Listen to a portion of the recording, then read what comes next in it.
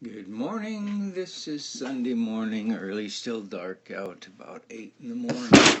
Whoa, sorry about that. Today we're looking at the problems from chapter 5, and we got a bunch of them. The ones I did, the ones I worked on, were the ones out of the book. So, starting out with set A, it says, find the next 3 terms in each sequence and explain your pattern in a sentence. Okay, it's kind of hard for me to explain. I'm not an algebra person or beyond. I'm just up to algebra. I can help kids in algebra. Looking in the book, I can help kids in algebra too solve problems. But I've never formally had algebra or algebra 2 or anything else. So right now I'm just talking. So, to each term, add the next increasing odd numbers. That didn't work for me because I have a 26 in there. I see that's wrong. So now that I see that, I'll have to take care of that. Let me circle the number 26. Okay, there it is. Okay, let's drop down to number B, letter B. It says decrease the term dividing by 2, and I did that. Number C says multiply terms by 3 and subtract. Then continue the process, and my numbers were 246, 244, and how would I ever get a 732? I don't even think this problem is related. Oh, okay, multiply. Yeah, sorry, it did jump up there. It's early. This is book problem number 1 still continued, and there were more problems. I have some of the ways to do things. It says to each term add the next even number, and once again I have a 31 in there. I guess I don't read the problem actually. I'm just it's early. Okay, so again it's even numbers, and if that's the case, let me back up. Oh, so letter C. If that's part of the problem on C, I got it right on C. On D, there's no, well, it does say add the next even number. So, however that is, maybe they're talking about the top row. That would make sense. In between the 1 and the 3, I subtracted and got a 2. Between 3 and 4, 3 and 7, I got a 4. 7 and 13, I got a 6. Just subtracting. 21 take away 13 is an 8. On the same process, then I looked at the 2, 4, 6, 8, and then I put a 10, then a 12, which that seems to not work out either. If this is 12, that should have been ended in a 3. So apparently I wasn't doing these correctly. And as we get towards the end of this, there's some larger numbers. Next even number. That was only for D. On E it doesn't say, but I did the same thing. I subtracted 5 take away 1, 13 take away 5, and I put those answers up there, and I continued the process, what it might be. So now I'm wondering how many I might have missed. So on through letter G, that's how that went. I have a harder time explaining because I'm not an algebra person. I can't say something to the 3rd and something to the 4th. So on this one, it looked like I was supposed to just keep subtracting or reducing, and as I did that, I went into fraction format. On letter B, these are all sequential patterns. It must have been finding the pattern of up 5, down 1, up 5, down 1, and I continued that problem. The next one, again, is I subtracted between numbers, 4 and 5. The difference is 1, 9 and 5 is 4, etc. And I noticed a pattern of looks like off to the left, I tried the T, wherever T came from, and then I plus 5 minus 1. Okay, that's on letter B. On letter C, it looks like I probably got called away. Letter D, I started that one, and I can go ahead and finish those. I'll probably work on those today, fixing the odd and even. Again, this is the first part of that section, continued. Let's move on to letter E. This was the work of letter E. Crazy numbers in there. Now we have a problem. To keep spectators out, this is the air show, out of the line of flight at an air show, show the ushers. The ushers arrange the show seats in a shape of an inverted triangle. Okay, and so Kevin arrived first. He got the number 1 place. And then I drew out some pictures. Then up at the top, I think the next page is continued. And it is continued.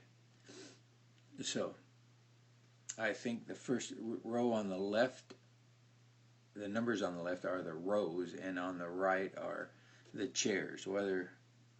Yes, that's the actual numbers. And I came up with rows, or chairs in rows. That's what it is, chairs in rows, and I added them all up. I grouped 3 rows together at a time there, added those up, and then grouped those, added those 2 sets up, and I came up with that 445 seats with people, counting Kevin. Rectangular dots, I carried along a pattern. Dots in the 34th rectangle. I multiplied. I noticed that even on the first one, there's the number 1 has 2 dots. The number 2 has 6 dots. And I'm looking at the number 2 as vertical is the 2, and then each time the horizontal added a row. So it's 2 by 3. The third one right here is 3 vertically, 3 horizontally, 4, 3 by 4, and continued up to the dots of the 34th rectangle, because I noticed that even though we have 34 rows, each time we gained 1 more across.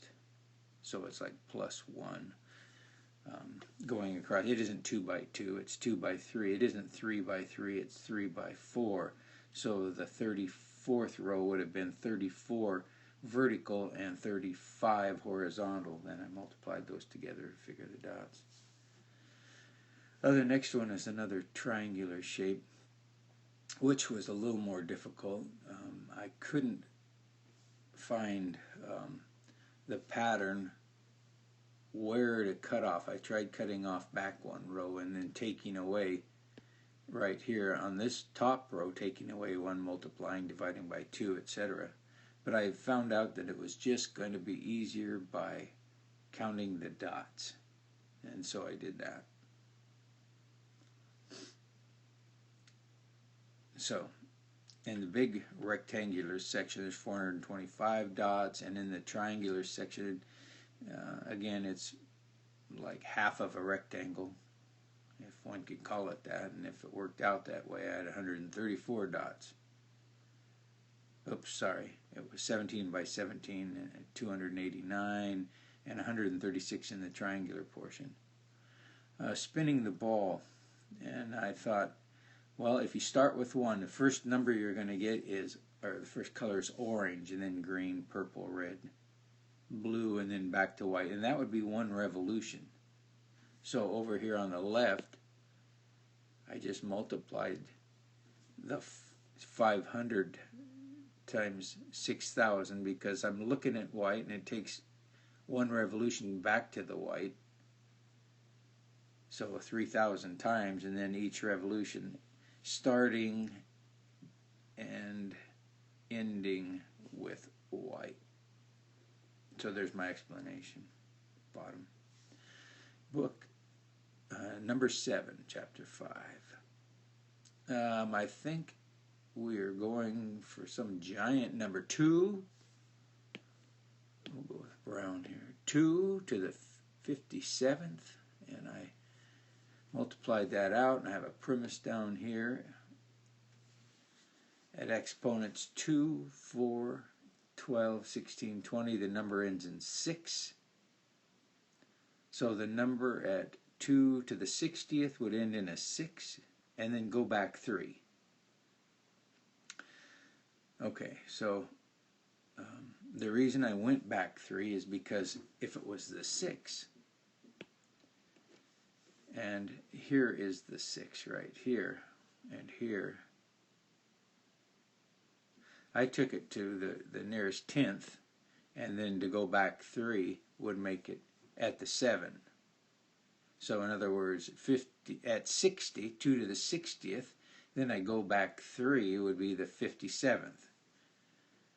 Okay, and that would end in a 2, because over here on this one right here, this is the actual one I started with, and then I went back the 3. This would be 1, 2, 3. 60 take away 3 is 57. I look over to the right and it ends in a 2.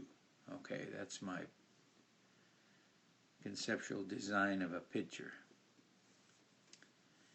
Okay, and book problem number 8 says, in the 30th picture, how many squares and how many turns would there be? And as the picture went, it was more like this pattern here, with always a little hook, one last one at the end, always one. So if this was 2 and this was 1, you had to add this one more in.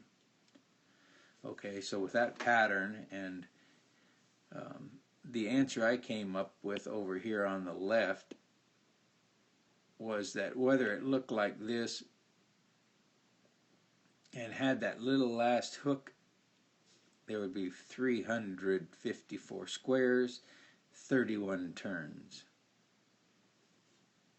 Okay. And it continued on, and you can see I'm almost up to 31. Okay, number 9.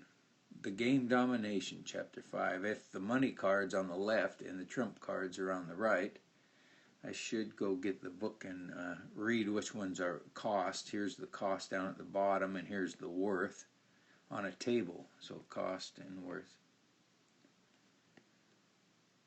And in the red are the final answers, because it asks to put the numbers on the left and to find out the number on the right. Number 10. I should have the book in front of me. The pattern was up 7, then up 5, up 7, up 5. And they had 2 blank ones right here.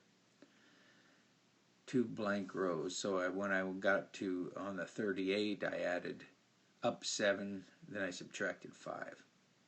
Or up 5 more, sorry. Up 7, up 5. And this is where I found a typo.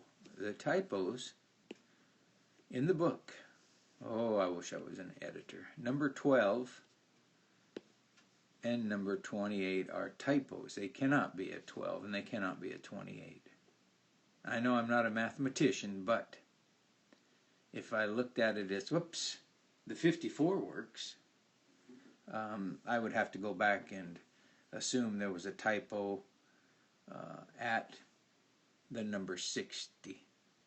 It should have been 60. So right here, it should have been a 60, and that would have also followed true with right here. This should have been an 88 instead of a 28, and 60 and 88 are the correct answers. Editor Dan. Well, moving on. I didn't find any other errors in the book, by the way. Number 11. In what row is 5,000? Well, that's an odd one. So I went down, followed this pattern, and I looked at the numbers that would go in over on the right, that would go in to 5,000. And what I found easier was to say, again, up and then subtract or whatever it is. I found that at 5,004, and then multiples of that 4, 5,016, 12 went into it. Now, why I picked 12? 12 was a number. I guess that's the reason. I don't have the problem in front of me, but 12 was in the problem, or in my mind anyway. And so I'd used 5,000 and I used the number 12, and I found that if I added 4 to 5,000, 12 did go into it. And then I found the next one, as you can see at the top, it's 417 over on the right here, and then followed by 418, and then the next one was also 419, and all of those were divisible by 12 plus 4. So when I went to the 12, or 6, 7, 8, 9, 10, 11, 12. Okay, when I went to the 12, then I counted back 4. No, I counted back 8. Well, anyway, it's probably 8 or 4. Divisible by 4. I think I just went, up at the top, the column numbers. The numbers at the top, yeah. I used those. Okay, well, I'm going on. I just do these, try them once, and Crazy Dan. Little Jessup juggling. The answer is blue, and it would be in his left hand. He just threw it there. Okay, in other words, it was in his right hand. The last ball to get to the 100. So and the bottom row here, at 99, at 90, well, that didn't work. Little Jessup, come on, Jessup. At 99, down at the bottom there, it would have been in his right hand, and at 100, he would have thrown it over, because 99 is divisible by 3. And as you can see over here on the left, after 3, the ball would have been in his right hand, right here. It started in his right hand. He threw it to his left after a yellow ball. After he threw the yellow ball up in the air, he would have thrown the blue ball. He caught the yellow ball. That was 1. That's how it started. 2, the third ball would have been the blue ball. That's a divisible by 3 number. At 99, that number is divisible by 3. So 100, he would have thrown that ball to his left hand, from right to left. And here's the percentage of books. I just calculated. Looks like I divided. Okay, so the first time he had a book that cost $20 was for sale, and then he reduced it by $8. And I subtracted and got a 12, and then percentage 12 of 20 is 60%. Then I went ahead and put that down. The next number was from the $8. He sold it for $3. He tried to. That was the hat that wouldn't sell. He tried to sell it for $3.20. I worked that out by subtracting and putting that over under 8, or 8 under that, dividing, and I got 57.5%. And then I tried the last one. It jumped back up, so I thought the pattern would be 60. 57.5, 60, and then the next one would be 57.5. And it ended up being the hats were about 64 cents each. That would have been unprofitable. Sell those tourists. The next one was the Hanoi puzzle. And it starts out with them all stacked up on the left. And this puzzle says I'm going to use 2. And so the first one, up at the top here, let me find a color I didn't use on the top one. On the top, I move the green one 2 posts to the right, then I move the red one 1 post. And in my picture format, it's right here. Green's 2 posts to the right, red moved 1. Then I move the green back 2 posts to the left, and that's over here on number 3. And then I move the red one after that 1 more post to the right, which is in its final resting place, number 4 down here at the bottom. And then I would have moved the green post 2 to the right, and that would have been the big one on the bottom, little one on top, and never did the big one on the bottom rest on the little one on the top. Then it had me, this got long, this one had me move 3 posts and a stack of 3. And it was the same process. I moved the green one clear to the right, then the yellow one, then the green one hopped back over to column number 1, and I moved the yellow one, where's picture 2? Okay, so picture 2 has the first set, then I moved the green one, number 3, I had the green one all the way back to the left, and it doesn't, okay, and then I moved the yellow one all the way to the right, picture 4, then I bounced the green one all the way back, and then moved, number 5, moved the red one to the middle post, bounced the green one all the way back, the yellow back 1 in picture 6, and then I put number 7, the green one bounces.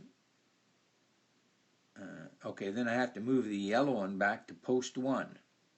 So it's yellow, red, green at the end of 7. Oh, look at, yeah, number 7 twice on there. There's a good example of what I'm talking about. Number 8, I bounce the green one all the way back, and the next move I move the red one to the post number 3. Then I bounce the green one all the way back in 10, move yellow over to the post number 2, number it continued. Then I would have bounced the green one all the way back to post number 1, and number 12 shows that picture. Number 13 says I move the yellow one to the right one, and number 14 I bounce the green one all the way back to post 3. Moving on. Wow, 22 minutes already. So again, I'm not the best math person in explaining, like down at the bottom row. I think that was probably when I was in the years, would have been the early 90s when they were doing the counting by the computer counting on that bottom row, and I followed that 1 on the right as it bounced around. The 10, then the 11 would have been a 1, so it would be a 1, 1, and then it would got rid of the 1 and had 100, then add the 1, then moved it over to the left 1, and then had 1, 1, and then finally keeps on going that pattern. So all of these rows were either adding or subtracting between numbers, following a pattern like letter A. Number 2, I couldn't just follow a pattern because it was a random number on the top, or what seemingly jumped around a lot. So I used the pattern at the bottom, and that would be subtracting the differences. And by way back it was adding something and subtracting, adding 7, subtracting 5, that pattern, things like that. I had to throw those in there to find those other numbers, and some of them were easy, some of them were harder. It looks like I have one over there on the right, letter F. It says black plus green equals the next number. Well, you can see black and green, so the first one would be 2 plus 3 is 5. 5 plus 4 is 9. And then on the bottom is the green number plus the red number is the next green number. Okay. Moving on. And that was all. Okay, thank you very much. This was chapter 5. I found one error. The error was on problem, if I can find that now. Problem. There was a problem, all right. Typo right there, I saw it. Okay, typo. And that was problem number 10 in the book. And go ahead and let me know if I'm correct on that. So here goes, sending this to you.